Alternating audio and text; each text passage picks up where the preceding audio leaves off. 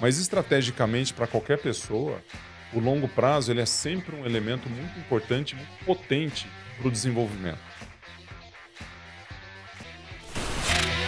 Fala, poderosas e poderosos! Esse é o Pode Rê, o podcast onde você pode tudo. E claro que todos os nossos convidados são poderosos e poderosas, mas hoje, além de muito poder, eu tenho aqui um campeão, olha só. Estou aqui com o Gustavo Borges. Tudo bom? Obrigada. Prazer estar aqui com você. Que muito gostoso. Bom, hein? Bela recepção aqui na entrada, já estamos preparados, né, para conversar. Obrigado pelo convite. Obrigada, viu? Eu sei que você vem de longe, então agradeço muito. Mas São Paulo é minha casa. Tô em casa. Aliás, a gente está do lado da academia. Eu tive academia aqui durante muito tempo. Sim, tá bem do lado da minha antiga casa, inclusive. Ah, você morava ali do lado? Morava ali do lado. Então ali agora já a gente não faz mais parte dessa academia que a gente vendeu há um tempo atrás, mas a região aqui eu conheço bem. Ai, que top. Meu marido treinava lá. Acho que você conheceu na natação, né? O Marcelo Toledo? Sim. Nadador nosso lá. Nadador, isso aí mesmo. Gustavo, você começou mega criança praticamente na natação, com 9 anos, se não me engano? Com 9 anos eu já estava treinando, mas eu comecei a nadar com 5 anos. Eu aprendi a nadar com 5. Você entrou para aprender a nadar, como a maioria. Isso. É que hoje em dia a turma começa um pouco mais cedo, né? Com 6 meses de idade você já pode estar nas aulas de natação. Hoje sim, mas na nossa época não tanto. Nossa, como nossa? Você é bem mais jovem. Não, imagina. Mas não vou falar a minha idade, né? Imagina, né? Então você me enganou. Não, eu já sou bem mais velho. É que você falou sua idade aqui rapidinho. Mas a natação com 3 meses... Filho de 3 meses de idade, você já pode colocar. Dependendo do profissional, você já coloca, né? É verdade. Pessoa para nadar ali. Inclusive, a natação é o único esporte que você faz de 0 a 115, né? A pessoa mais velha do mundo hoje tem 115 anos. Ah, é? Não sabia. Segundo minhas últimas pesquisas aí. E não tem nenhuma outra atividade, que supere a natação nesse sentido. Sim. Então, você nasce do meio líquido, você nada, e pode fazer isso até os 115, né?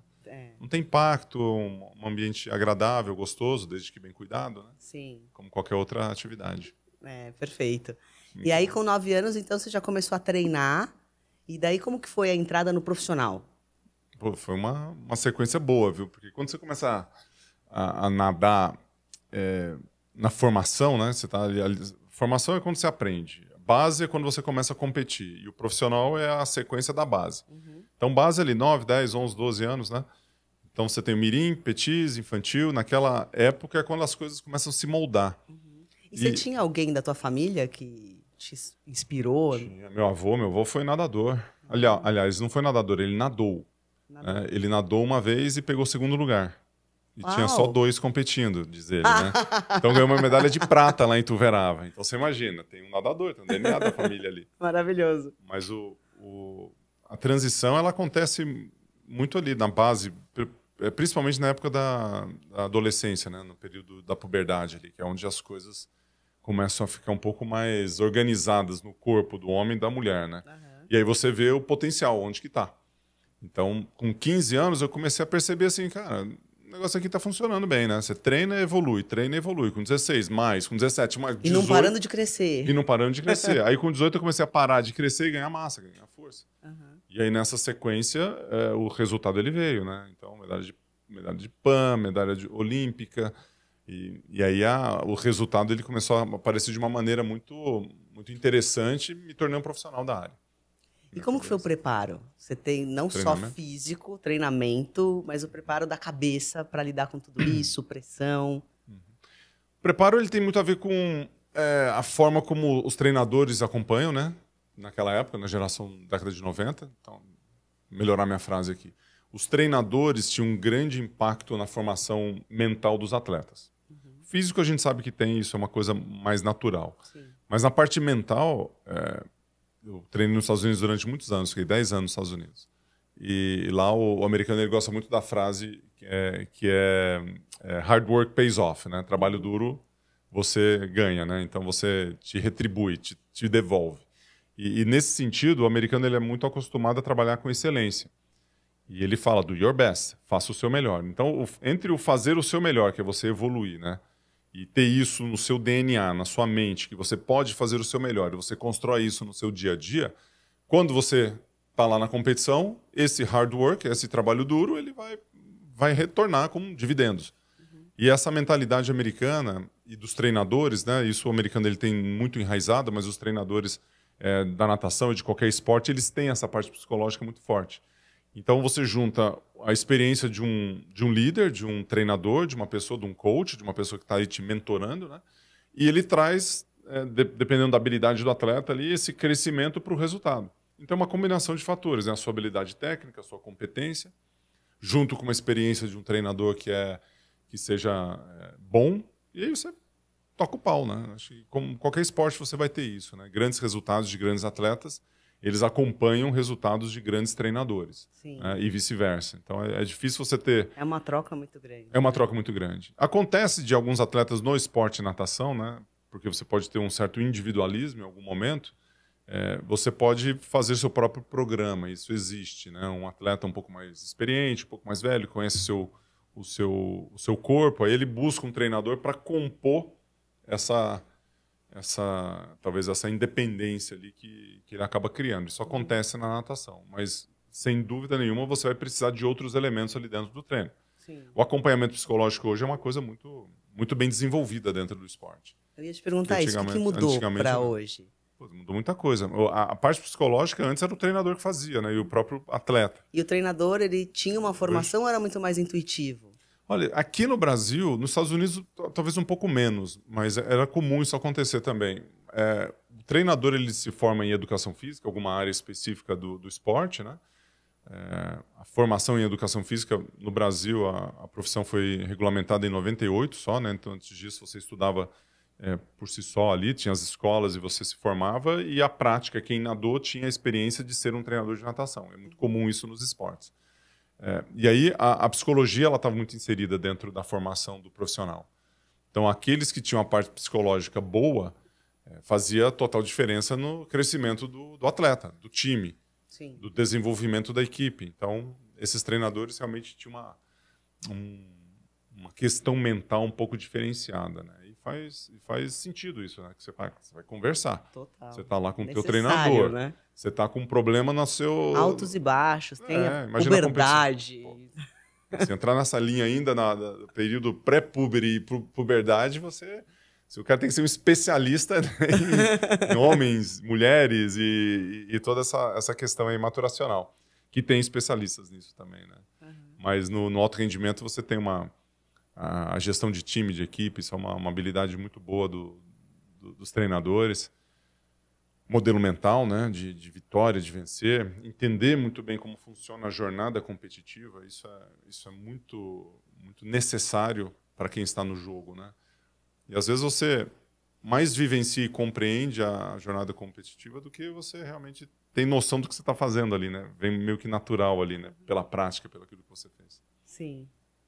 E me fala uma coisa, agora curiosidade mesmo de quem veio de um outro esporte. Eu comecei muito mais velha, assim, então... Como que é essa coisa, a gente falou agora da adolescência, de conciliar escola, adolescência, aqueles sentimentos, paixõezinhas, enfim, com o esporte que você precisa abdicar de muita coisa para chegar no nível que você chegou. Você está falando de jovens ou crianças? Jovens, crianças, essa transição que você viveu. Mas aí tem uma diferença significativa, né? Se você está falando de crianças, estava outro dia numa licenciada nossa, né? A gente trabalha com a parte de licenciamento de gestão aquática, são cerca de 400 clientes pelo Brasil que têm piscinas. Uau. E esse business ele trabalha com 200 mil alunos hoje inseridos nos nossos programas. E de uma das visitas que eu fiz, né, tinha um pai que chegou para mim e falou assim: "Putz, estou com uma dificuldade de trazer meus meninos aqui para nadar." É uma dificuldade que você tem, né? Pô, prática, o que é mais legal? Ficar em casa jogando videogame E cada vez mais, né? nadar, As coisas estão né? tem muitas mais competições hoje em casa. Dependendo da faixa etária, ela tem, né? Você pega as crianças, tem os interesses ali, os jovens têm outros, os adultos têm outro e tal, né? E aí nas crianças, eu falei: "Qual a idade dos seus filhos?" 4 e 8. Eu falei assim: na boa, 4 anos, você leva o teu filho. Ele não tem escolha de eu não quero ir, eu quero. Você quer isso para ele? O bem, o espaço que você está levando o teu filho é legal, é saudável? Então traga. Pode ser até que ele não queira, ele prefere ficar em casa naquele momento, mas traga ele aqui, a gente vai cuidar dele. Uhum. Mas é uma decisão dos pais, né? Inclusive a educação, a forma como a gente lidera em casa, ele transforma a vida dos jovens e do que vai para o mercado de trabalho, né? Do que vai para a sociedade. A gente tem uma função muito importante. Aí o de 8 anos você conversa um pouquinho mais com esse aí. E o de 14, pô, gaste lábia. Mas o princípio começa lá atrás. O que a gente mais tem hoje são jovens mimados, né? No mercado de trabalho, inclusive. Sim. Você pega um jovem de 26, 27 anos que não sabe o que é receber um não, né? Não entende o que é competir, o que é vencer, o que é o aprendizado da derrota e da vitória, que o esporte traz muito. E isso aconteceu dentro de casa. Né? De quem que é a culpa? Na maior parte das vezes dos pais.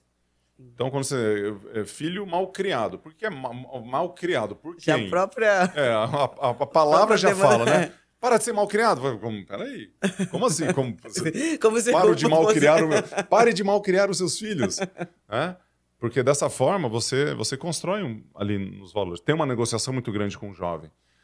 E em alguns momentos, e aí tem a ver com os valores da família, né? Em alguns momentos você tem uma disputa muito intensa, principalmente quando os hormônios vêm, né? Que é na fase ali dos 14, 15 anos. Sim. As meninas talvez um pouco antes ali, de 13, né? Os garotos ali, uma fase meio esquisita que está acontecendo. Aí você vai fazer uma disputa com um beijo na boca, com sexo, com balada, com bebida, com ficar acordado à noite, com a vida social. Nós somos seres humanos que convivem em sociedade. E nesse momento é onde você está se conectando um pouco mais com isso tudo, né, que acontece, com mais liberdade e com aquela coisa toda. A gente tem que ter muito cuidado, né? E para você, como foi essa fase da adolescência? Foi muito tranquilo, porque o esporte ele dá um direcionamento, né? Então, assim, por mais duro que seja, né, quando as pessoas perguntam, e aí, você teve que sacrificar muito para chegar onde você chegou? Uma pergunta muito comum. É uma pergunta meio equivocada, né? Porque todo mundo tem que sacrificar para chegar onde chegar. Nunca viu fácil. Ah, não, foi tudo tranquilo? Não foi tudo tranquilo. E eu não estou falando de grana, eu estou falando de empenho para fazer a coisa acontecer. Sim. O trabalho é duro e as pessoas precisam saber que o trabalho ele demanda energia. Não que ele seja ruim, mas ele é desafiador. Você vai subir, você vai descer, você vai cair, vai ter que ter resiliência, superação, dedicação, todas essas palavras bonitas que tem. Agora, quando você pergunta se teve que sacrificar muito por curiosidade, né, aí você pode até explicar o tanto que você se sacrificou, porque o sacrifício ele tem a ver com as escolhas. As escolhas é um compromisso que você fez para você atingir alguma coisa. E a adolescência é muito uma fase de experimentação. Com certeza. Curiosidade, de querer entender. E você imagina um garoto de 15 anos, 16, eu estou treinando para ir para um campeonato brasileiro, por exemplo. E se eu só tenho amigos que estão indo para balada, que estão dormindo 2 horas da manhã, que estão tomando alguma decisão mais para o cunho social do que para a área esportiva, como é que eu vou ir para o meu campeonato? Por mais duro que isso seja, né, eu tenho que ficar junto com os ETzinhos ali, meio que parecidos comigo. Porque senão fica um desespero. Não dá para você juntar... Aliás, dá para você juntar num momento específico. Pô, no sábado à noite, será que rola? Rola. Mas o atleta normalmente está mais cansado. Então, quando você está junto com o seu grupo, né, com o seu nicho, normalmente você acaba... Tá todo mundo vivenciando... Você está vivenciando aquele negócio. Então, os meus assim, objetivos. De repente, a pizza numa sexta-feira à noite, terminando às 9h30, 10 horas, é o grande programa da semana, porque sábado, 6 horas da manhã, você está na piscina. Então, se você quer chegar a algum objetivo, entenda o que você precisa fazer para chegar àquele objetivo. Então, fala de medalha olímpica, né? Eu quero chegar na medalha olímpica. Cara, esse aqui é o modo Borogodó. Eu quero chegar lá. Então, para fazer isso, o que você tem que fazer? Quais são as etapas que você tem que surgir lá? O que você tem que construir para chegar lá? E assim, é uma coisa incrível. Criaram a Olimpíada de um jeito, né? E os desafios de um jeito que, se você não estiver lá para disputar aquela medalha, você não vai ganhar aquela medalha. Pode parecer uma coisa simples isso, né? Óbvio que se você não estiver lá, você não vai ganhar. Mas chegar lá... mas todo esse processo, essa construção de fazer o índice, de treinar, de escolher um esporte olímpico, né, de enfrentar os adversários, de fazer toda essa jogada aqui, é o grande desafio. Isso você tem... A minha Olimpíada foi os Jogos Olímpicos com uma medalha. Mas você imagina os desafios dos jovens, das pessoas. Tem gente que o desafio é sair da cama por conta de uma depressão. Sim. Esse é o maior Olimpíada. Né? A Olimpíada é o seguinte: sai de casa e vai tomar sol lá fora, olhar para pegar um pouco de vitamina D. E isso pode ser um transtorno para algumas pessoas. Então, independentemente do tamanho do desafio, esse compromisso de mudança, ou colocar tua mente direcionada para aquilo que você quer, ela é fundamental. E agora me deu uma curiosidade que você falou dos jovens. Qual que foi a sua estrutura familiar e que respaldo que você teve, ou até cobrança dos seus pais, do teu avô? Meu avô, nossa, meu avô era só alegria, não tem cobrança nenhuma, não. Não, mas avô é avô. Avô é avô. Tudo que eu queria, ele me dava. E os avós, ele tem que ser assim, né? É. E uma coisa legal de avós, né? É na torcida, né? O avô, ele torce, né? Então ele vai, ele ajuda, ele contribui, né? E tem muito pouca cobrança. Sim. Mas a cobrança ela é necessária. E dentro do esporte ela já acontece dentro do treinador, já acontece no ambiente competitivo. Então uma dica para os pais, talvez, no ambiente competitivo, é que você, como pai, e é um envolvimento muito... Você tem filhos? Não. Não tem filhos. Mas é um envolvimento assim, muito grande com aquilo que saiu de você. Né? Sim. Com o teu DNA, com aquele negócio que é a coisa mais importante. E, nossa, não sei o que, a gente fica maluco com aquele trem lá. Então, quando você tem um filho, ele vai competir, ou ele vai fazer uma faculdade, ou ele vai fazer um negócio, ele vai fazer isso, ou ele machuca o joelho. Cara, é um transtorno na vida dos pais. E talvez a gente tem que ser um pouco mais leve, né? E no momento assim de torcedor, ou de querer que as coisas dê certo, em alguns momentos a gente tem que ser mais como avós. Sim. Não de dar doce, bala e tudo que os filhos querem, né? Mas talvez de respeitar um pouquinho aquele momento ali. De cobrar algumas coisas que, no meu caso, que eu tive dentro de casa e que hoje eu trago, que meus filhos já estão 24 e 21, né, meus filhos?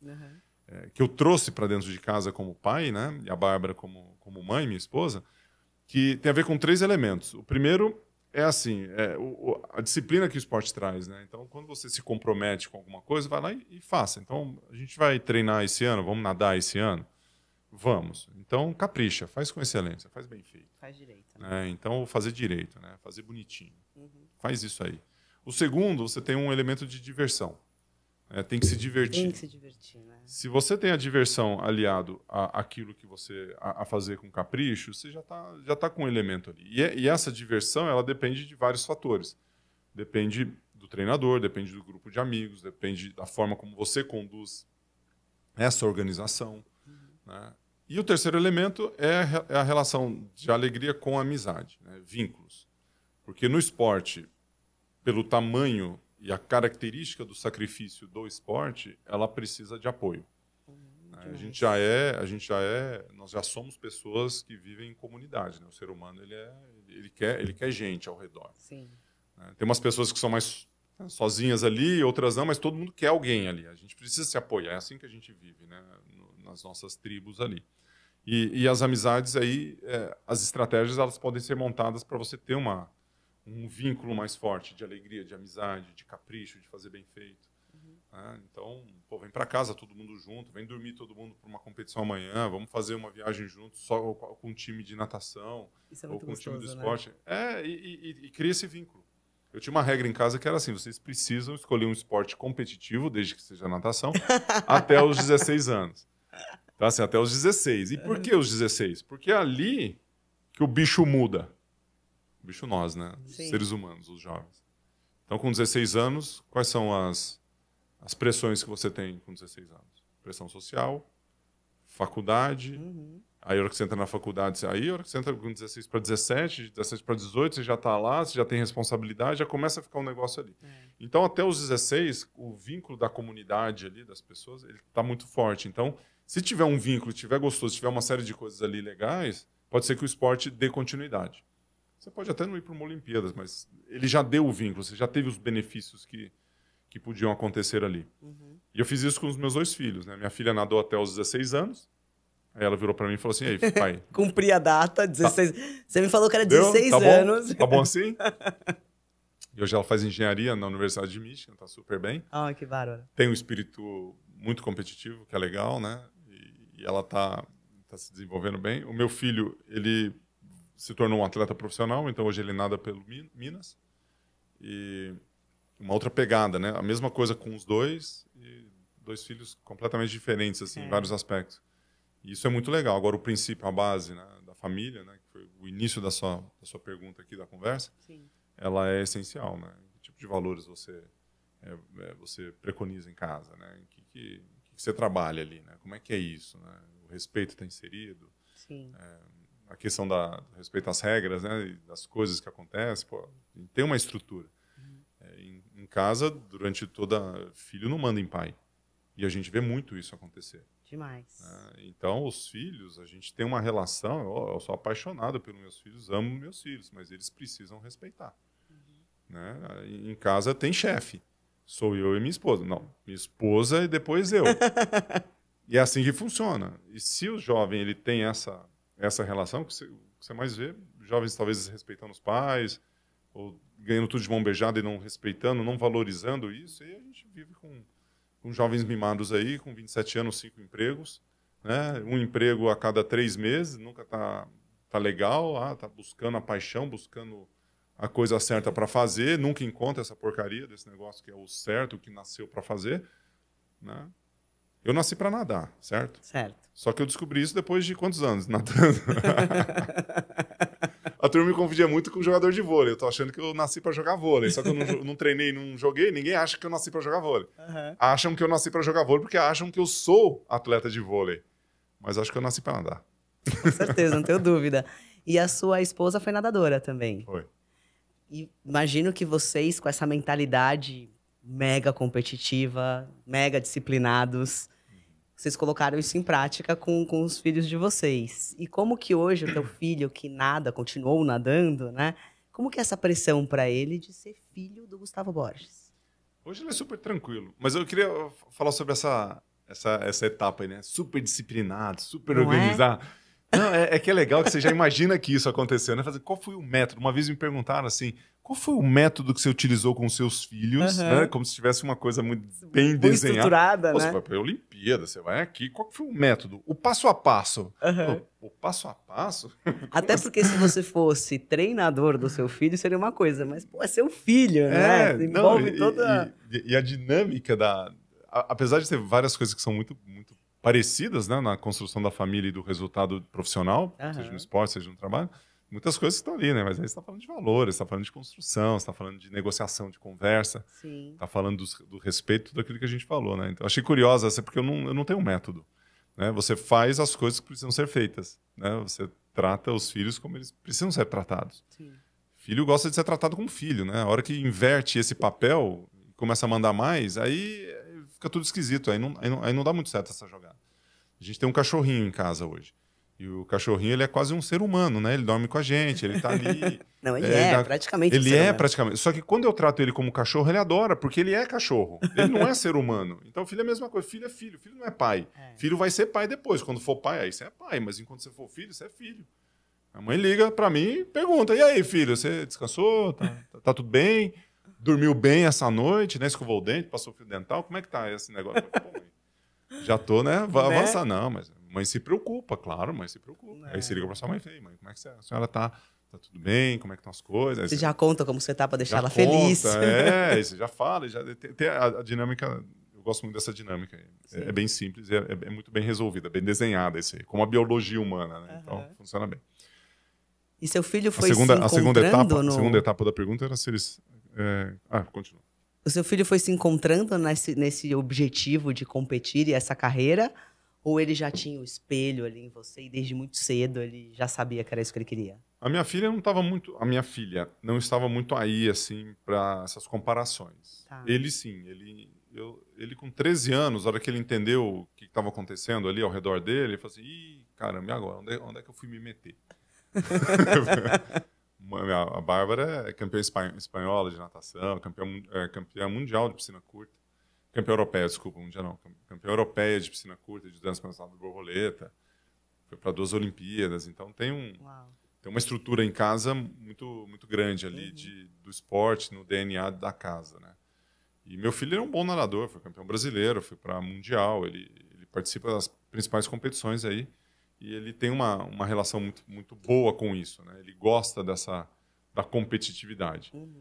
A pressão que ele sente hoje, eu acho que é bem diferente do que ele sentia com 13 anos. E acho que esse foi um trabalho que a gente fez dentro de casa em relação à forma como ele pensa, né? Porque não adianta eu querer assim, pô, a turma vem e fala, e aí, vai ganhar do seu pai, vai chegar nos tempos do seu pai, vai ganhar as medalhas que o seu pai ganhou. Cara, esquece isso. Todo mundo vai falar, você tem que dar uma resposta simples. É o seguinte, cara, eu não sei. mas que eu vou fazer o meu melhor para dar o meu melhor, para eu ser o melhor atleta, isso eu vou tentar fazer. E vou construir esse trabalho. E algumas entrevistas, algumas coisas... Hoje não tem nem mais esse tipo de pergunta, assim, é difícil. Era mais a questão dele superar o tempo, né? E ele já superou todos, então... Isso aí a gente já estamos sem esse mostrou, papo. Aqui mas bem. acho que ele lida bem, tranquilo. Vai bem ali. Isso aí, que bom, que bom. Pressão faz parte do jogo, né? Não, total. A pessoa que quiser ser atleta, você principalmente. Tem pressão na sua empresa? Meu Deus. É uma maratona por período, aí, acho. Que não é nem por dia. Você faz o quê? Você senta e chora? Não, pô, pra cima. Eu lido muito bem com pressão. Eu funciono melhor na pressão do que quando tá mais tranquilo. Eu gosto de tiro, porrada e bomba. Mas quando tá mais tranquilo, você se pressiona para deixar um pouco mais pressionado? Total. Eu arrumo sarna para me coçar, como dizem. Mas como é que você faz? No bom sentido, mas né? Vamos supor assim, tá tudo tranquilo, tá tudo mais ou menos funcionando bem. Você fala, pô, tem alguma coisa errada. Vamos desafiar, vamos ver o que tem de inovação, o que dá para fazer, o que o meu negócio vai ser no futuro, qual que é o futuro da saúde. E aí você vai. Tá num ramo muito competitivo também, né? Muito. E um ramo que está sempre em ebulição, né? Nunca está ultrapassado, sempre é necessário. Muito bom isso. Se as pessoas soubessem como lidar com a pressão de uma maneira saudável, né?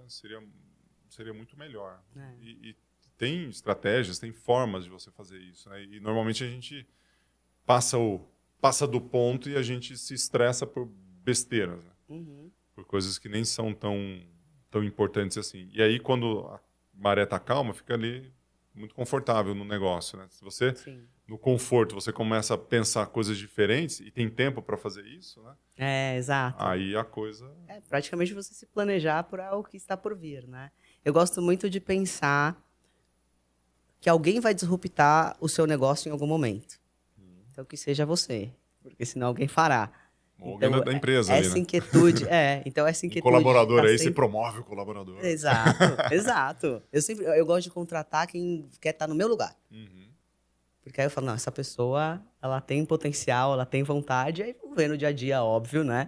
Não adianta só querer. Mas eu acho que é isso, a pessoa que quer chegar vai me ajudar a chegar onde eu quero como empresa. Isso é muito legal. E esse é o desenvolvimento, né, de pessoas, né? Sim. A forma de liderar. Você contrata só gente que está ali. Se você é um líder e você tem vamos supor que você seja um colaborador contratado, né?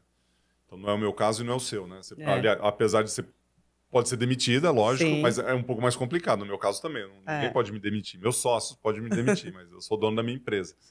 Mas quando você consegue não ser a pessoa que seja o motor propulsor do seu negócio, você pode fazer outras coisas.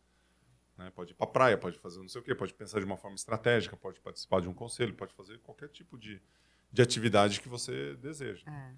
Encontrar aquilo que você é bom, né? Você pode contribuir mais. É lógico. E aí você cresce o time, cresce a galera. Eu quero falar de business também, mas antes disso, me fala uma coisa. Quando foi o momento de parar? Como que foi a tua cabeça? O que aconteceu? Você falou, agora é hora de parar. No esporte acontece uma curiosidade, uma normalidade, né? Talvez pode ser curioso para as pessoas, porque quanto mais velho você fica, menos capaz você é fisicamente. Então você compete, né? Não está mais competindo, parou. 2019 você mencionou. Só que o meu é um esporte que o amadurecimento muscular leva tempo. Então a gente tem uma carreira um pouco mais longa. Tudo bem, mas você pode estar com 65 anos e competindo ainda, porque tem essa modalidade de Master, e assim como eu posso estar competindo no Master também. Mas dificilmente eu com 60, 50, vou conseguir competir com um garoto de 25, 30.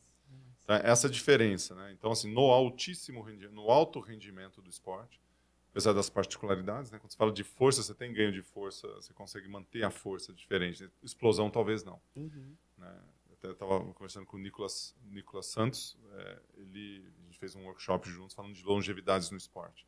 E ele foi campeão mundial, isso do Campeonato Mundial de Piscina Curta, ele é recordista e foi campeão mundial agora, na última prova da vida dele, com 43 anos. Você imagina, o cara é um fenômeno. É um fenômeno. Você fala, cara, como você fez isso? Eu parei com 31. E a minha geração envelheceu dentro do esporte. Então, o fenômeno é você para muito jovem dentro do esporte. Isso acontece. Seja 25, 35, que seja 40. Mas você no mercado de trabalho com 40, estamos lá no auge, estamos bombando, tanta experiência, já deu muita cabeçada, já caiu, já levantou umas 3, 4 vezes, já deu 50 voltas no quarteirão. Então você tem uma experiência muito grande. Dentro do esporte você já inicia e você já está no auge sabendo que vai acabar rápido. Sim. Pode ser mais um ciclo olímpico, mais 2, né? Então, quando você chega assim, você está bombando, você sabe que vai ter mais 4, 8 anos no máximo. E essa preparação mental talvez seja o mais importante. Então, você saber que isso existe e como você se prepara para esse momento. Muitas vezes você vai postergando essa preparação, né? Então, isso pode ser através de não estudar. E estudar, eu digo, buscar conhecimentos, né, habilidades. Não estou falando de estudo formal, né, mas isso, que eu gosto do estudo formal porque ele te dá um direcionamento importante numa fase que os jovens estão muito perdidos, né, de 18 a 22. Sim. Então, se você não tivesse perdido com 18, me mostra um jovem que não está, né, são muito poucos. Esse aqui não estudou e bombou. Beleza, vai, mais um. 2, tá. Não é isso que acontece. Normalmente, você precisa de um período de amadurecimento, né? Jovens de 25 têm muito tempo ainda pela frente. Muito. Não pode ficar dando cabeçada e tiro para quanto é lado, pulando de galho em galho, como a gente mencionou aqui. Mas a hora que você tem essa noção, né, de vai acabar e você consegue fazer um desenho, mesmo que semi-estruturado, né, que tem 3 elementos numa transição, seja ela de projeto, de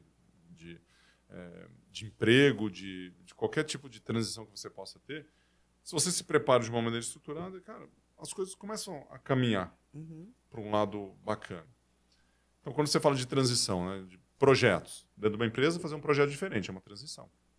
Carreira, estou fazendo natação, eu vou ser empresário, é carreira isso. Eu nado, não sou empresário, não sou empreendedor. E você é padeiro e quer ser piloto de Fórmula 1. Pô, carreira, completamente não dá, cara, é completamente diferente. Você vai ter que desenvolver competência. Sim.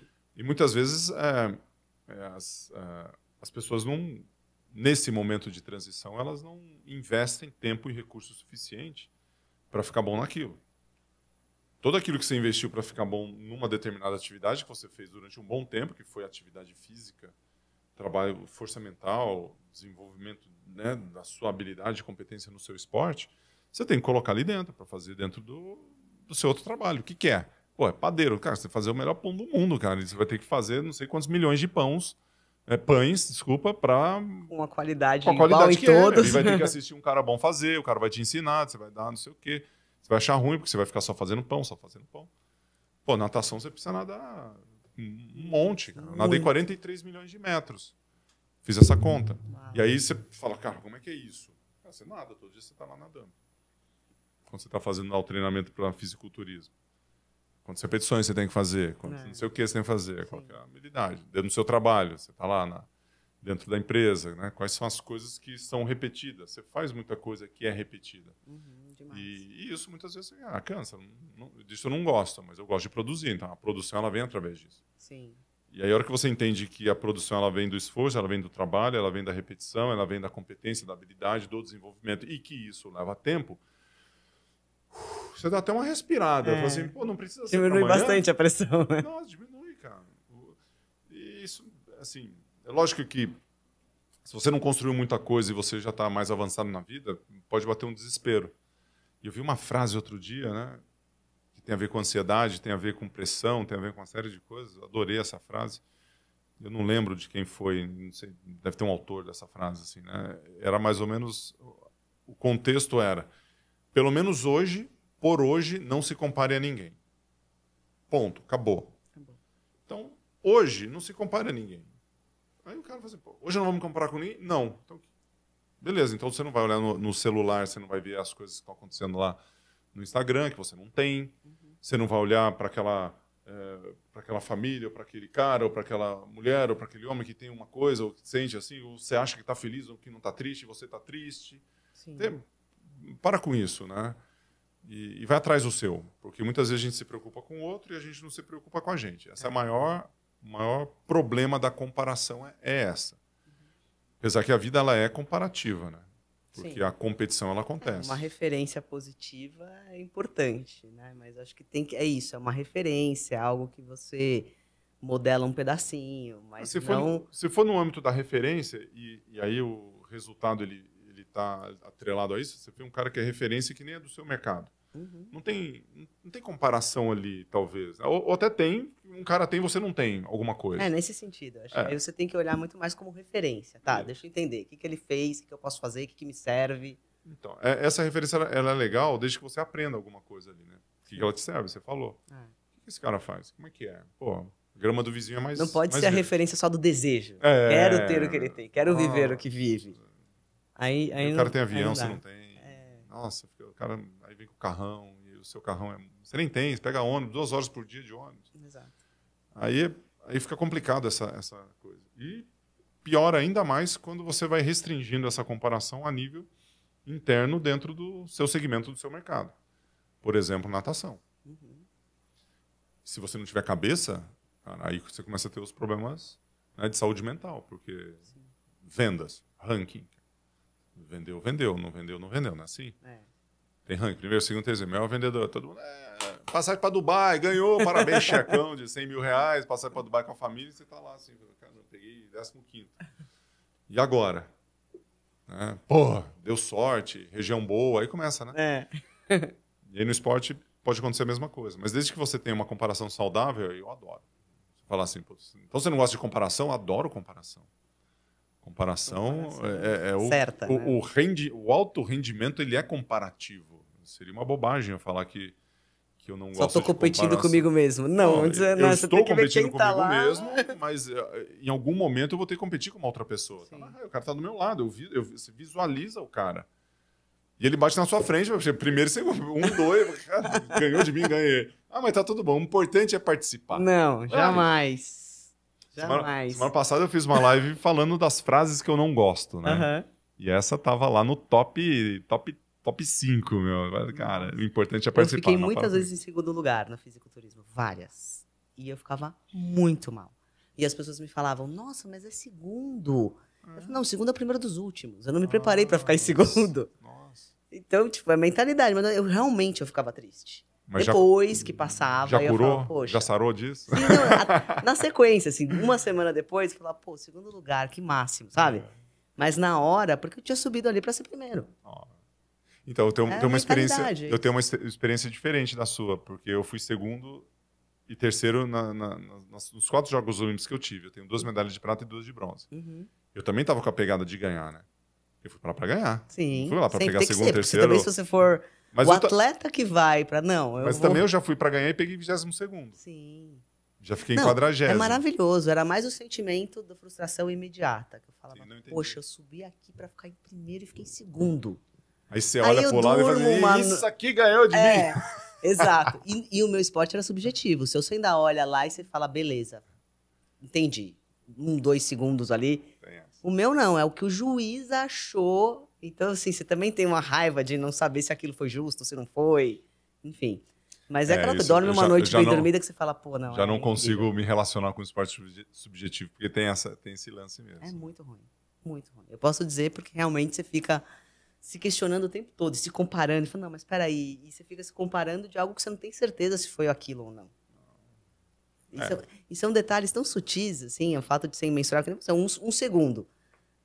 Se não tiver ninguém lá cronometrando impecavelmente, você não vai perceber quem chegou antes, quem chegou depois, eventualmente. Com certeza. No fisiculturismo, 2 pessoas quase iguais. Um segundo dá, mas 1/100º não dá. Não dá. Não dá. Aí você coloca 2 pessoas muito parecidas, e aí? E aí, o que você faz? Você fica tentando se questionar. Aí você ia pro próximo... Não, eu buscava os juízes, eu queria entender o que eu precisava melhorar. Aí faltou batata da perna. Nossa, aí fica fazendo... É assim? É isso. E aí você falou em transição, e como que você se preparou para empreender, para encontrar qual que seria o teu caminho? Então, a transição, eu tenho um... E aliás, você não falou os 3 elementos, que você falou toda a transição. Pronto. Agora eu falo. Eu tive uma... como é que eu posso falar? Não sei se é uma boa escola, que ela leva tempo para acontecer as coisas, né? E contar uma história rápida aqui. Em 1896, o Barão de Coubertin, que foi o realizador dos Jogos Olímpicos, dos primeiros Jogos Olímpicos, ele falou assim, nós vamos fazer um negócio aqui que envolve a educação e o esporte, beleza? Então, a gente vai colocar os valores que tem dentro do esporte, os valores da educação, e a gente vai fazer uma grande celebração aqui. e a gente vai dar o nome de Jogos Olímpicos. Então, valores como coragem, excelência, fair play, todos vão estar inseridos nessa grandiosidade que vai ser este fenômeno que a gente está criando aqui. 1896, Atenas, né, palco dos primeiros Jogos Olímpicos, se realizaram a primeira competição nesse formato, que é a era moderna do esporte. E aí, tinha uma pegadinha, né? Duas pegadinhas, né? A primeira é que ia ser muito difícil você participar dos Jogos. Não ia ser fácil.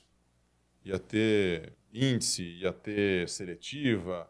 Naquela época, eu imagino que tenha sido um pouco mais subjetivo também, como a tua atividade, mas seriam convidados, seriam pessoas que estavam lá e não sei o quê. Tinha todo um ensejo para estar lá. Então, não era fácil ir para os Jogos Olímpicos. Então, não vai ser fácil. E segundo, se você quiser repetir e fazer de novo, você vai ter que esperar 4 anos.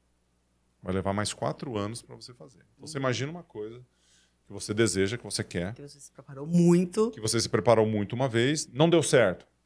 Calma, daqui a 4 anos, treina de novo que vai dar tudo certo. Se você treinar, se você se preparar. E vamos supor que tenha dado certo. Pô, ganhei uma medalha. Quer ganhar de novo? Quero. Pô, adrenalina, essa dopamina nível aqui lá em cima, que estão bombando com esse negócio, essa coisa, essa competição é muito legal. Eu quero. Beleza, espera, treina mais 4 anos. Agora, vai fazer as mesmas coisas durante esses próximos 4 anos para você ver se você vai dar resultado. Não vai. Né? Muda aí umas coisinhas, dá uma ajustada e vai. Por que eu estou contando essa história? Porque quando eu penso em transição, eu penso em aprendizado, eu penso em crescimento, eu não consigo fugir desse prazo de 4 anos. Porque, às vezes, assim, uma tática que pode funcionar, alguma coisa né, mais do dia a dia que possa ter um spark, um insight, alguma coisa, pode ter uma disrupção? Pode acontecer. Mas, estrategicamente, para qualquer pessoa, o longo prazo ele é sempre um elemento muito importante, muito potente para o desenvolvimento. E tem muitos estudos, ciência por trás, falando de resiliência e pensamento de longo prazo, de você ter um objetivo lá na frente, mais clareza, propósito, e esse prazo ser suficiente para que você possa realizar. Né? Saúde mental tem a ver com isso, com longo prazo. Então, o longo prazo é um dos grandes elementos, né? Se não o mais importante, um dos maiores e mais importantes, que é elementos de alta performance. Então, pegando isso, né, muito simples para mim, quando eu imagino uma transição num prazo mais ou menos adequado de 4 anos. E foi isso que eu fiz. Né? Foi isso que eu desenhei. Né? Aos trancos e barrancos ali, de 2000 para 2004, foram os momentos onde eu tive que concentrar nessa transição.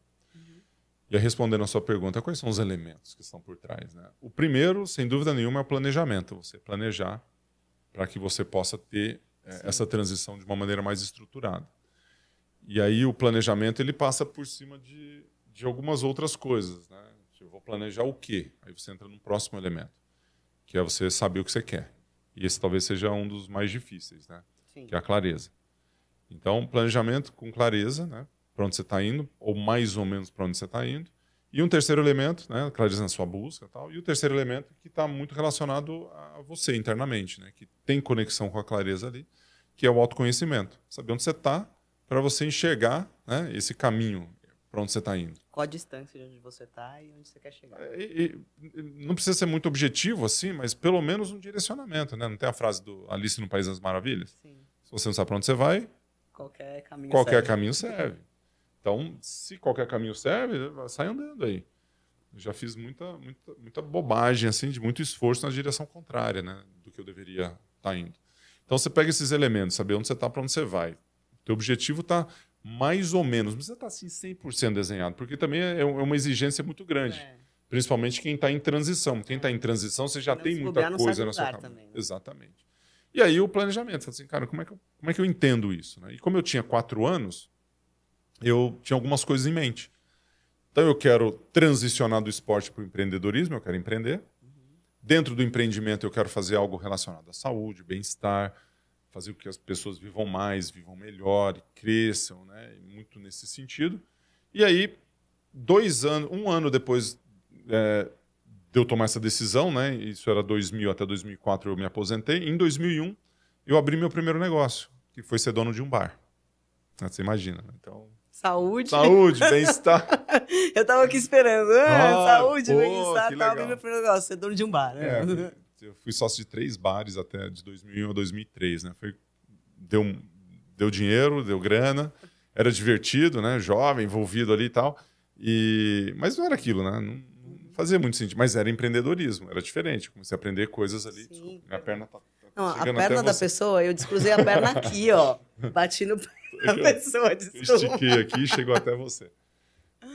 E aí nesse sentido ali, eu falei, cara, eu preciso fazer coisas diferentes e tal. Aí abri a academia, aí fui ser sócio de academia, a metodologia, que é a parte de gestão aquática que surgiu, as palestras já estavam rolando, né? Já tinha uma certa facilidade, esse lado mais de treinamento, de palestra, de eventos, né? Isso aí veio com muita facilidade, porque eu já fazia isso da época do esporte. Então, em 2004, quando eu encerrei a minha participação olímpica, né, eu fui 12º lugar na minha última participação olímpica, eu já estava transicionado ali. E essa transição ela foi muito dura por um lado e muito boa por outro, muito tranquila por outro. Né? Dura porque eu tinha 2 trabalhos que eu precisava encaixar ali. Então, eu tinha que treinar em alto nível, não queria perder a molecada, né? Ir para a Olimpíada, então tem que estar a performance ela tem que Então, nesses 4 anos, você fez as duas coisas. Fiz as duas coisas. Preparando, eu dividia meu tempo. E quando você divide o tempo, você divide energia. Você divide energia, você tem um custo a pagar, né? E então, a cabeça também está... mas eu estava disposto a esse investimento de tempo e recurso, né? Então, por exemplo, em 4 anos não foi minha melhor jornada competitiva que eu tive. Não foram os melhores resultados que eu tive na minha carreira. Eu tive antes disso. Clareza que aquilo era Mas eu sabia que aquilo porque vinha mil pós. Aí eu pego um 12º lugar, né, que foi o máximo que eu consegui produzir com aquilo nas Olimpíadas. Falei, cara, tá tudo bem, sou campeão. Não tô triste que eu terminei com 12º, tô feliz que eu terminei com 12º. Podia nem estar aqui. E aí, a hora que eu faço isso, né, eu volto para casa, sinto, lógico, a falta, né, da competição, daquela coisa. Talvez em 2007, no Pan-Americano do Rio de Janeiro, né, que foi o PAN aqui no Brasil, talvez naquele momento eu falei assim, eu senti doeu um pouco mais, sabe, naquele dia, naquela competição que eu estava fazendo a transmissão, e eu estava sentindo assim, falei, putz, acho que eu podia estar lá se eu quisesse. Naquela época eu tava com 34 anos. Falei, 34, cara, eu tô bem ainda, né? Eu pulo na água aqui, as coisas acontecem, eu faço, né, eu sempre fui ativo, eu nunca parei de fazer atividade física, eu sou muito ativo fisicamente. E, independentemente disso, eu estava assistindo e, né, olhando lá para a turma ganhar medalha. Ali eu senti falta. Então, você fala assim, você sente falta? Eu senti naquele dia. Hoje eu sinto porque, o que é melhor? Tá lá na Olimpíada ganhando medalha, tá dando palma, ganhando dinheiro, aquela coisa, nadando, né? Eu trabalhando, correndo. Eu adoro o meu trabalho, gosto do que eu faço. Mas é diferente, né? O esporte ele tem uma coisa boa. Mas os 3 pontos eram esses. Que bacana, que bacana. E essa clareza, imagino também que na tua carreira você deve ter visto atletas que não se prepararam, que em um determinado momento desligaram, e agora? Mas não é só no esporte, né? Isso acontece em qualquer lugar, sim. Mas acho que, não sei se é uma percepção, me corrija se eu estiver errada, mas eu acho que essa coisa do extremo foco, talvez não sobra tempo para como você ter essa visão e dedicar um período para fazer as duas coisas. A grande verdade é que o atleta ele tem tempo, sim, para fazer outras coisas. Ele tem. Que seja você aperfeiçoar o seu conhecimento lendo um livro. Sim, não, e tempo é relativo, a gente sabe que a gente encontra tempo para o que é prioridade. Eu vejo a molecada não fazendo nada, jogando videogame o dia inteiro. Tem tempo. Sim. Mesmo quem trabalha muito, tem tempo. Eu costumo dizer que quem trabalha muito tem mais tempo. Pode se sentir muito ocupado, né? Mas tem mais tempo. Eu só não gosto de gente que tem muito tempo e tá muito... Quem está muito ocupado, eu gosto, né? Porque se está muito ocupado, você está ocupando o seu tempo. Produzindo. Você pode não estar produzindo com a qualidade que você tem potencial, né? Mas gente que tem muito tempo e não quer preencher esse tempo, isso aí tá muito mais ligado à preguiça ali, alguns outros elementos, essa turma não é muito boa, não. Precisamos dar um gás nessa moçada aí. Mas a gente tem tempo para fazer as coisas. A gente usa muito mal o nosso tempo. Usa. E o esporte ele acaba ensinando um pouco isso, né? Se você pegar, falando de gestão de tempo especificamente, né? O atleta ele treina 2 horas de manhã, 2 horas da tarde, 2, 3, 5 horas, às 10 a meio-dia, depois às 3 às 6. Acabou. O resto disso você vai comer, você vai dormir, você vai descansar, vai recuperar, e você vai voltar e vai fazer de novo. Né? Se você tivesse, né, os colaboradores da empresa trabalhando 5 horas, com a mesma intensidade nessas 5 horas que um atleta de alto rendimento produz nessas mesmas 5 horas, Nossa. cara, Fantástico. chega às 10, você tem 45 minutos de almoço e depois você trabalha mais 3 horas, 3 horas e meia à tarde. Então você chega às 10, 3 horas da tarde, 3 e meia você pode ir embora. Tá resolvido. Fica com a sua família, faz as coisas que você tem que fazer, cuida da sua saúde, faz atividade física, vai dormir cedo, né? Acorda mais cedo. Curte a vida, mas me dê 5 horas, mas daquelas. Então eu vou mostrar para você como treina e como é focado e como é a atenção de um atleta de alto rendimento. Dá uma olhada aqui, ó. Ó, puff. É isso, né? Você acha que o cara vai nossa. trabalhar com o celular na mão lá? Na sunga? Aí ele tira o celular e fala, pera aí, tô no meio da série que eu vou responder. Vê se é importante aqui o negócio. Tá louco. Tem estudos que falam que entre 25% e 30% do nosso dia de trabalho é procrastinado, né? Exatamente. Pô, É já muita tá aí. coisa, né? É muita coisa. Muita coisa.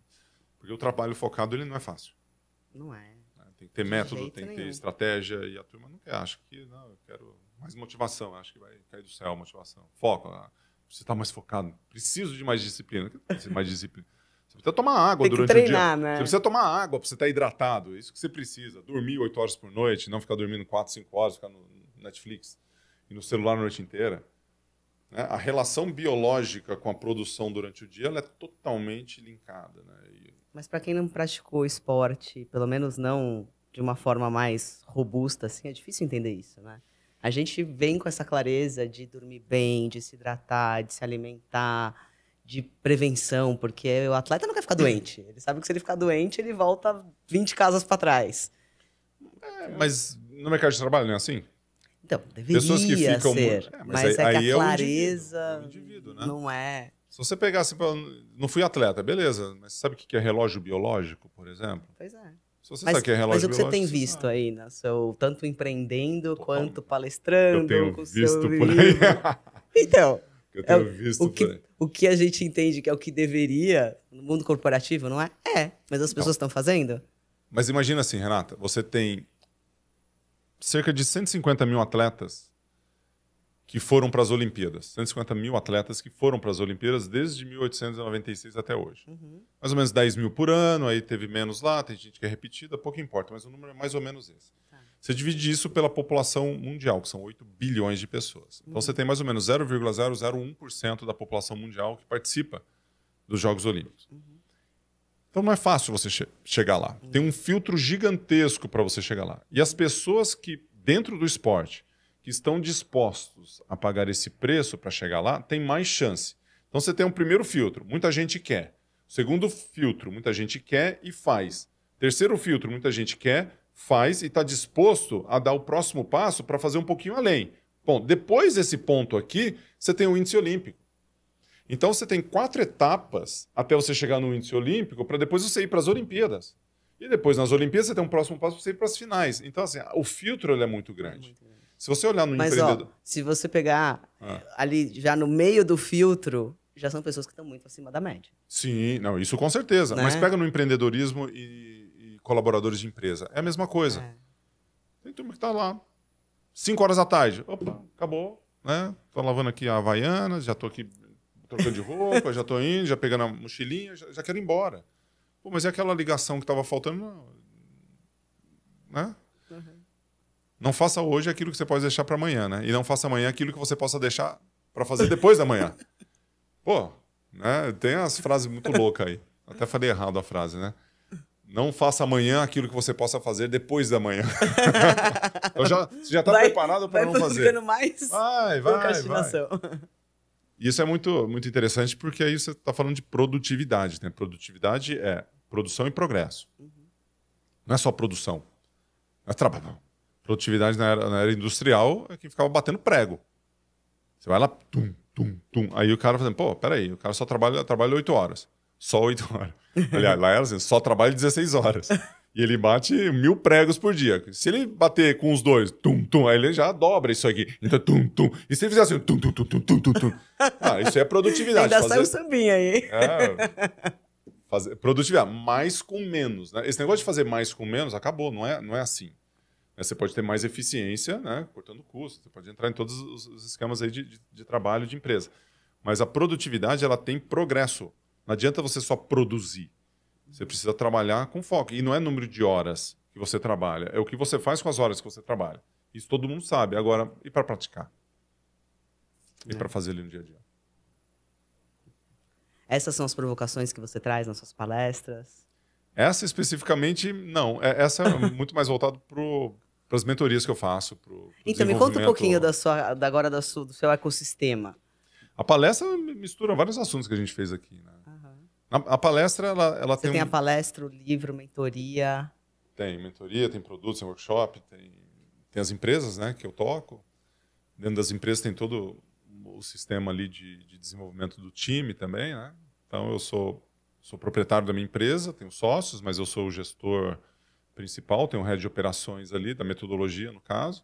Então não estou na operação do dia a dia, o que é muito bom, né, que você consegue sentar um pouco mais no banquinho da estratégia e tem uma energia, a operação ela suga muito, né? Você sabe que você está na operação ela demanda muito, né? Independentemente do tamanho da empresa. Eu acho que as menores, pelo nível de colaboradores e mais proximidade ali com o dono, suga ainda mais. Né? Então, isso é muito... O dono de empresa ele precisa sentar um pouco mais no banco estratégico para ele cuidar da cultura da empresa, para ele cuidar do crescimento de uma maneira diferente. Né? Esse é um grande dificuldade dos líderes que eu encontro, né? Porque o meu trabalho é B2B, B2B2C, né? Eu chego até lá a gente falou um pouquinho no começo aqui dos licenciados, né? Então são cerca de 400 licenciados pelo Brasil. Então eu tenho uma relação muito boa com essa turma, e essa turma tem professores que eu treino, esses professores têm alunos que eu gero o aprendizado aquático. Né? Então, a gente trabalha a educação por meio da natação e essa cadeia ela é gerada nesse sentido. E esse é uma das áreas, né? A área de educação por meio da natação, que está na academia, você tem a metodologia e tudo mais. Aí tem uma outra área de negócio que ela está muito mais focada em palestras e treinamentos para a empresa ou treinamentos e mentorias para as pessoas que são interessadas, tanto na área de negócio, né? Então tem um trabalho chamado liderança empreendedora, então eu trabalho os líderes na questão da gestão do negócio deles, muito do que eu faço dentro do meu trabalho, né? Então tem uma pegada de mentor e de direcionamento, que quando você está na operação você está lá sofrendo, cara, agora eu vou ensinar isso aqui, aí você vem e eu vou ensinar. Nossa, Luiz, ela faz isso aqui, né? Você está muito mais tranquilo quando você está ensinando, não é assim? Mas o bom é que você aprendeu lá, né? O bom é que você viu. Vivenciou, né? Aí você fala assim, cara, lá eu faço isso, ó, eu sugiro que você vai por aqui. Então tem esse, tem workshop, tem mentoria, um foco muito grande no empreendedor, no gestor e na alta performance, né? Então, a alta performance você entra muito mais no campo do desenvolvimento pessoal e profissional. Então você tem muitas pessoas ali. Tem os livros, né? Até trouxe o livro, ficou no carro. Mas, não, eu tenho ficou no carro. Depois eu te dou. Eu mandei para você já. Você mandou? Você mandou? Isso. Eu tava lembrando aqui. Peraí, já mandei o livro. Mandou sim. Mas tem esses lados aí. Então é um trabalho bem legal. Tem bastante coisa rolando. E o que você está planejando para os próximos 4? Próximos Já 4? que são ciclos de 4. Não sei se você está no meio. Você sabe, a jornada dos próximos 4, eu tinha muito forte. Eu sempre tive muito envolvido com a operação dos negócios. Então, no final desse ciclo, eu me preparei para sair da operação. E foi isso que eu fiz. Né? Então, a gente fez essa construção e agora vai ser uma consolidação disso. Então, eu estou nessa transição, né, de estar menos na operação, ainda menos do que eu estou hoje. Né? Então, vou dar um próximo passo. Isso talvez não leve todos os 4 anos, mas tem uma evolução ainda para ser feita dentro das empresas nesse sentido. Então, estou muito animado com essa próxima rodada. A outra, que é um processo que nesses 4 anos foi também de muito aprendizado, foi fazer um trabalho focado no digital, né? Focado na mentoria. A gente até participou de grupos juntos e explorando o mercado, explorando o que tem lá. Eu tinha 4 anos para fazer o teste, terminou ano que vem. E no ano que vem eu vou ter que tomar uma decisão. Ainda não está desenhado os próximos 4, mas provavelmente eu devo acelerar o processo, porque o conhecimento ele vem, não é fácil, né, trabalhar desse lado. Como eu sou muito reconhecido por palestra, por eventos que eu já faço, né, principalmente as palestras para empresas, eu invisto aqui, aumenta aqui. Eu invisto aqui, aumenta ali. É muito engraçado isso, né? Você dá um tiro aqui, você acerta 3 passarinhos ali. Marca um gol lá em vez de... Mas eu quero marcar o gol aqui, né? Apesar que nesse lado Mas também, se bobear, né? Com certeza, daqui a pouco... Essas coisas são assim, a gente vai fazendo, de repente... Bum! Então... Aí... Não, já acontece, eu já tenho time, tenho equipe. E, talvez parecido com o que você faz, né? Você tem uma empresa aqui que ela tá... uma outra vida, um outro mundo, né? Não é nem um braço, é uma outra coisa que você faz. É lógico que tem conexão, porque acaba tendo certo você tipo falou, de a gente traz também o aprendizado do negócio, então a coisa é meio junto, né? Mas eu não tenho essa resposta ainda para você, mas essa resposta eu vou ter no começo do ano. Porque o que eu acho que é importante, assim como visão de empresa, né, e a construção de próximos passos, ele precisa, não assim ter plano A e plano B, eu também não gosto muito desse negócio de plano A e plano B, né? Se não der certo aqui, eu vou para lá. Acho que você tem que ter oportunidades, algumas oportunidades, se investir em uma startup, por exemplo, você investe em 10, uma dá certo, beleza? E é plano A, é plano B? Não, você está arriscando. O plano já era investir em 10. O plano era investir em 10, né? Então eu gosto muito desse sentido. E aí, a hora que eu vejo assim no negócio, né, e no esporte acontece mais ou menos a mesma coisa, né? Eu gosto muito do conceito do Jim Collins, de visão. Não sei se é familiar, né?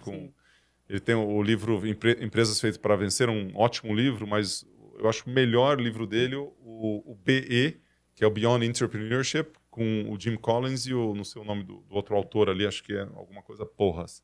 Collins e Porras, que é o nome. Um livro amarelinho, não sei se já teve oportunidade. Não. Acho fantástico esse livro, porque ele é muito mais... Fica a dica. Fica a dica aí para a turma que gosta de trabalhar com empresa e tudo mais, né? Parte mais empreendedora. E ele traz uma visão que ela é composta, não é assim, qual que é a sua visão e a minha visão é essa. Não tem uma declaração de visão. A visão ela é uma composição de 3 fatores. E esses 3 fatores eles estão relacionados a valores e crenças que você tem, então seriam os valores tanto organizacional como virtuosos, né? Eu sou muito mais da linha do valor virtuoso do que do organizacional. Organizacional seria trabalho em equipe. Isso faz parte da organização.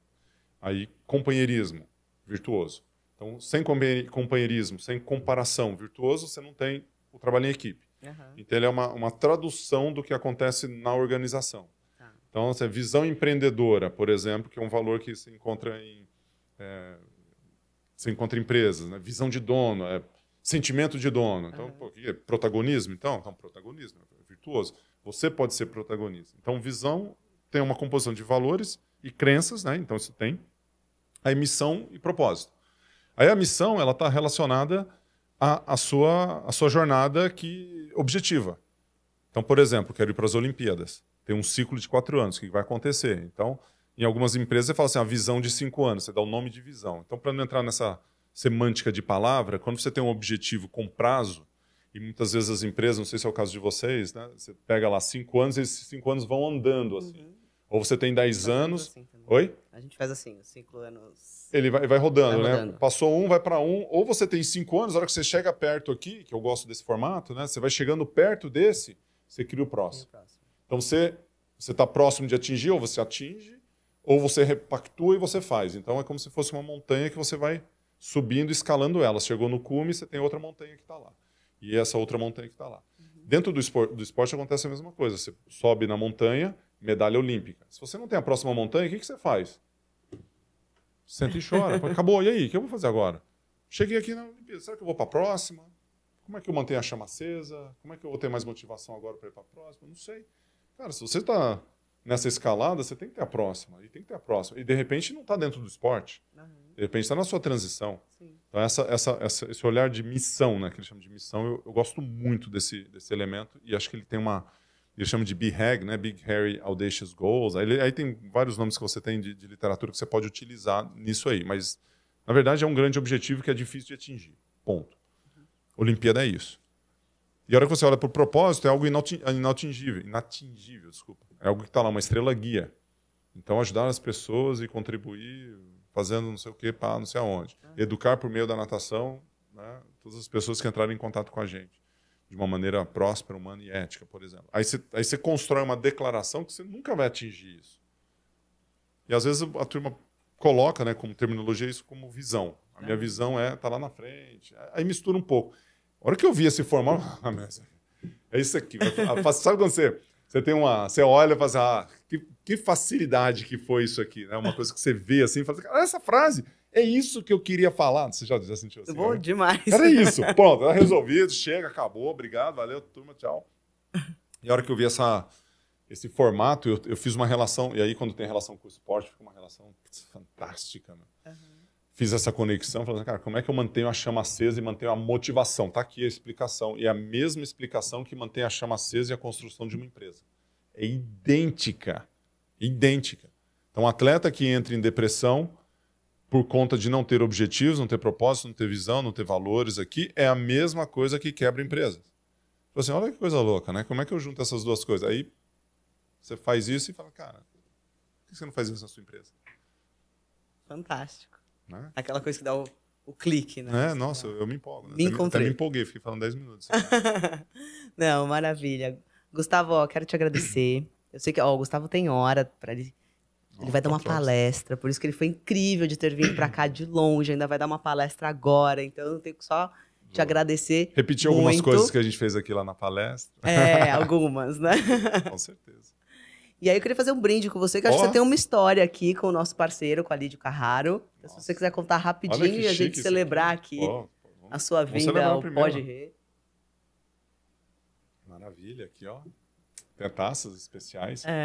Lídio Carraro. É de verdade esse gelo? É de verdade. Nossa. Não é cenário, gente. Não é de verdade, ó. Eu pensei, cara, esse gelo aqui não derrete. Aqui maravilhoso. Ele não derrete. Nossa, que espetacular. Aqui. Que produção. Parabéns, produção, pelo gelo aqui que não derrete. A Lídio Carraro, eles foram patrocinadores do Pan-Americano de 2007, aqui no Brasil. E eles estavam bem no começo da vinícola, se eu não me engano, né? E aí, não sei porquê, se eu estava querendo... Eu sou muito interessado em vinho, né? Eu gosto muito de vinhos, de comprar vinho, tenho adega, tudo, tal. Viajo, visito vinícolas pelo mundo inteiro, adoro.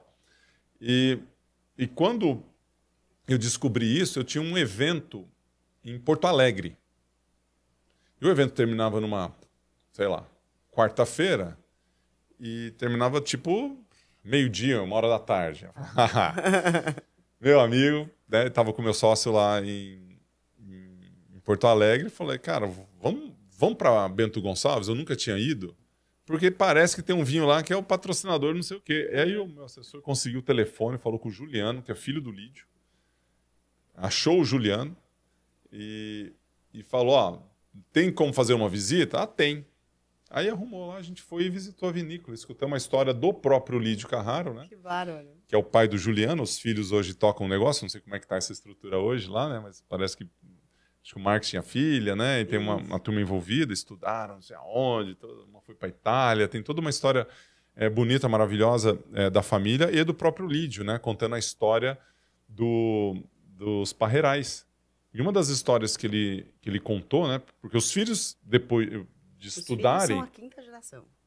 Não sei se a quinta ou a segunda. A quinta da propriedade, você diz. Mas de produção... Eles vendiam o vinho para a região. Eles não produziam o próprio vinho. O Lídio começou a produzir por conta dos filhos. Eles me falaram que acho que do business é a 5ª geração. Mas era, aí você pode até conhecer. Bom, do que eu entendi da história... Você já conhece mais, eu ainda estou ansiosa para ir. Eu ainda não fui, eu vou lá conhecer. Deve ter mudado muito de 2007, né? Mas eles tinham as parcelas de terras, né? Acho que deve estar na família há muito tempo, e vendiam as uvas das terras dele para a região ali. Aí, um belo dia, os filhos falaram assim, essa uva aqui é boa, essa região é boa, estudamos isso e tal, e eles começaram a produzir, aí veio a marca, né? Não sei de quando foi a marca Lídio Carraro. Mas a história que o Lídio contou é fantástica.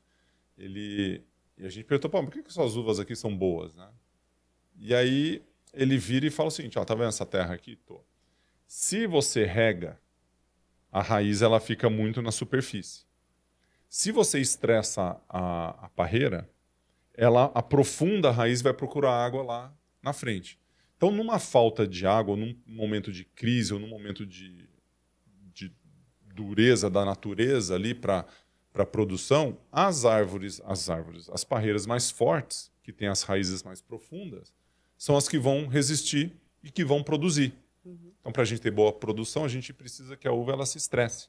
Se você ficar regando o tempo todo, no momento de estresse, o que acontece? Acaba com a sua produção. Uma história mais ou menos parecida com essa, né? Então, você já imagina aquela arvorezinha desse tamanhozinho, uma raiz que permeia, que vai até o fundo, assim, e que é inabalável. Você imagina a potência dessa planta, né? Dessa parreira, no caso uma uva, pelas raízes profundas. Sim. Aí fazendo uma referência ao começo da conversa que a gente teve aqui hoje dos filhos. Sim. Toda vez que você fica regando teus filhos, o que acontece? Raízes rasas. Primeiro problema que tem, cadê a resiliência? Cadê a superação? Cadê a força de vontade para você se superar? Né? Então, legal que você trouxe esse papo agora, porque ele tem uma relação com como a gente cria nossos filhos. Sim. A gente precisa deixar ralar o joelho de vez em quando. Precisa deixar chorar. A gente tem que... É bom que eu já estou fazendo uma aula aqui, então se eu for mãe, eu já estou mais preparada. Não, aí eu vou fazer um e-book e te dou. Maravilhoso. Mas quem é craque em filhos é o Léo Freiman. Aprendo muito com ele. Você tem que trazer para o seu podcast. Ó, Léo, ele ainda não foi no meu, hein? Mas o Léo tem que vir aqui. Nossa, espetacular. Conhece o Léo? Não. Ah, pode. Depois já sai daqui. Então pronto. Próximo convidado, Léo Freiman. Vai vir para cá, cara. Maravilhoso. Show. Gustavo, obrigada. Muito bom. Foi muito bom te receber mesmo. Obrigada de coração. Pessoal, show. Vamos ficar para a próxima. Fica aí, curte, comenta, compartilha. E a gente vai ter próximo episódio para lá de especial.